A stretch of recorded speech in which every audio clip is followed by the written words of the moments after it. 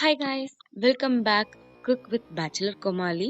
இன்னைக்கு நம்ம என்ன பண்ண போறோம்னா, என் ஃப்ரெண்ட் ரெக்கமெண்ட் பண்ண எக் கிரேவி தான் செய்ய போறோம். இதுக்கு கொஞ்சம் ட்ரையான மசாலாஸ் தேவைப்படுது. அதை ஊற வச்சுக்கலாம். வரமிளகா, கேஷ்யூ எல்லாத்தையும் ஊற வச்சதுக்கு அப்புறம் முட்டை வேக போட போறோம்.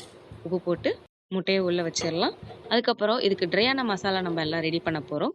அதுக்கு தேவையானது வரமல்லி, சீரகம், பெப்பர், அடுத்து கடுகு, அப்புறம் கொஞ்சம் தேவையான அளவு ஃபெனுக்ரிக். ஃபெனுக்ரிக் அதிகமாக போட்டுக்காதீங்க. அடுத்து நல்லா வறுத்துக்கணும்.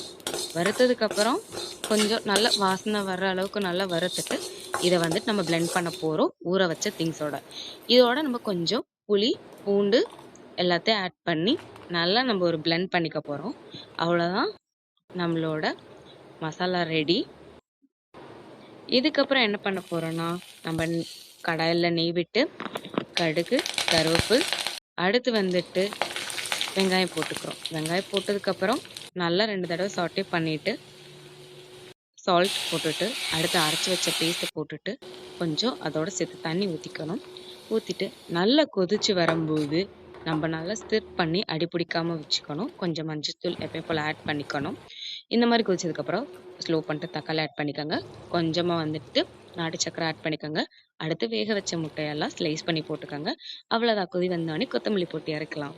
பாய்.